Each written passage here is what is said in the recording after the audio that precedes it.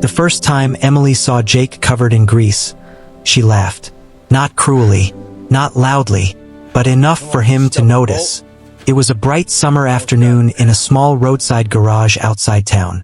Emily stood beside her stalled car, dressed in a crisp white blouse, her phone pressed to her ear, frustration in her voice. Jake had been working under another car when he noticed her struggling. He wiped his hands on an old cloth and walked over. "I can take a look," he said, his voice calm. Emily hesitated. He looked young. Too young. His shirt was faded, his hands rough, his hair messy from hours of work. "You sure you know what you're doing?" she asked. Jake smiled. "It's what I do every day." 15 minutes later, her car roared back to life. She was surprised and relieved. "You saved me," she said, genuinely grateful. From that moment, something unexpected began. Emily started stopping by the garage more often. Sometimes it was for her car. Sometimes it wasn't. Jake wasn't rich. He didn't have fancy clothes or expensive watches. But he listened. Really listened. He remembered the little things she said. He cared. Over time, he fell in love with her. And part of her fell in love with him too. Until one evening changed everything. They were sitting on the hood of her car, watching the sunset paint the sky orange and gold.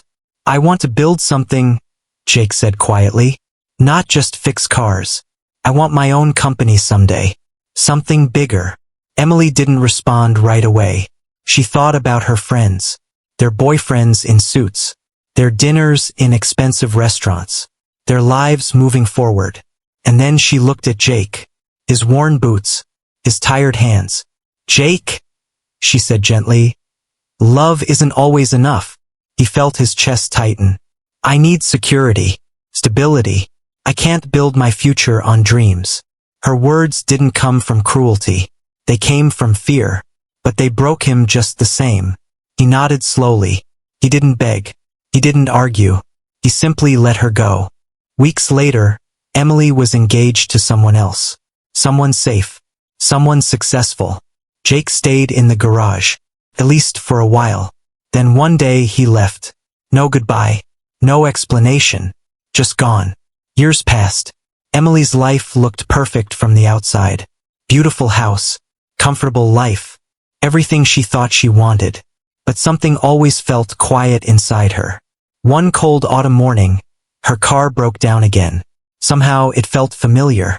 She pulled into a large, modern auto facility she had never noticed before. Glass walls. Clean floors. Dozens of employees moving with purpose. It wasn't a garage. It was an empire. She stepped inside. And then she saw him.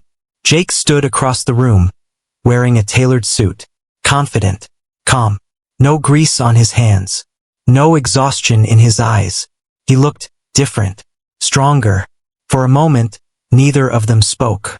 Then he walked toward her. "Emily," he said softly. Her heart pounded.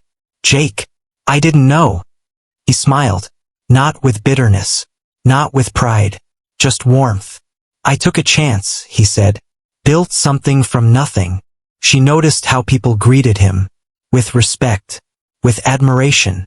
He hadn't just survived. He had become everything he once dreamed of. Her voice trembled. "You did it." Jake looked at her. Really looked at her the same way he used to. "I never stopped believing I could." There was silence between them. Not uncomfortable. Just full. She remembered the boy who fixed her car for nothing. The boy who listened. The boy who loved her when he had nothing to offer but himself.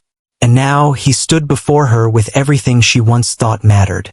But he wasn't looking at her the way he used to. Not with longing. Not with hope. Just peace. "I should have believed in you," she whispered. Jake didn't answer right away. Instead, he reached for her car keys. "Let me take a look," he said gently.